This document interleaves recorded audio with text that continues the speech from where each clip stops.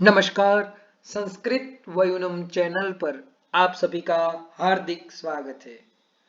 यदि आपने अभी तक संस्कृत वयुनम चैनल को सब्सक्राइब नहीं किया है तो सब्सक्राइब करें संस्कृत वयुनम चैनल, क्योंकि काफी सारे दर्शकगण जो है वह ऐसे हैं जो इस वीडियो को सुनते तो है लेकिन वह चैनल को सब्सक्राइब नहीं करते।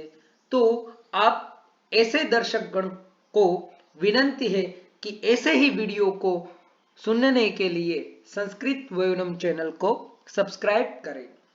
पढ़े चाणक्य बने चाणक्य इस श्रृंखला में आचार्य चाणक्य हमें कब कब अवश्य स्नान करना चाहिए, ऐसी कौन कौन सी क्रिया है जिनको पूरा करके हमें अवश्य स्नान करना चाहिए।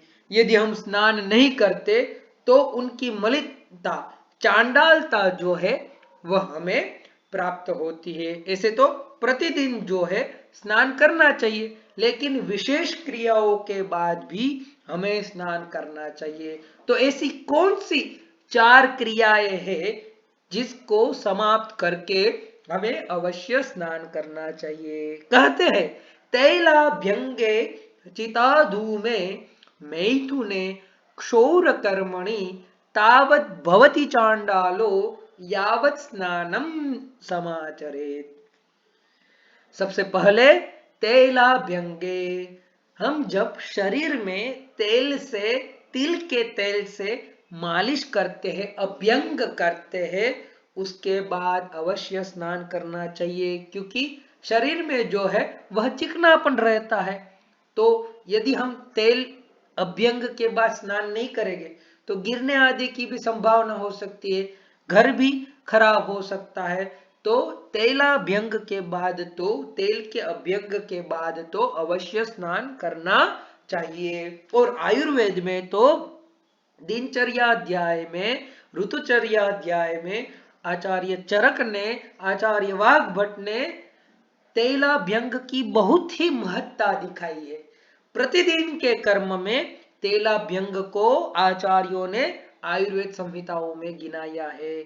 यदि स्वस्थ शरीर की कामना हो तो मनुष्यों को अवश्य ही अपने तेल शरीर की तेल से मालिश करनी चाहिए। यदि शरीर को स्वस्थ रखना है, मजबूत रखना है, जैसे हम कोई यंत्र चलाते हैं, गाड़ी चलाते हैं, बाइक चलाते हैं, तो समय समय पर जैसे हम उसका ऑयलिंग जो है वह करते हैं या फिर ऑयल चेंज करते हैं, तो हमारा यह शरीर को चलाने के लिए भी हम मुख से ज्यादा ऑयल न देकर बाहर से अभ्यंग करके उसे तेल दे, जिससे हमारे जो शरीर के अंग प्रत्यंग के जो स्पेयर पार्ट्स है वह ठीक से चले। और उसी तेल अभ्यंग के बाद अवश्य स्नान करें।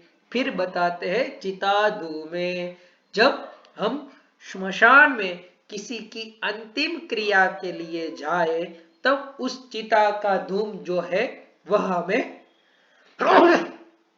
आवंटित करता है।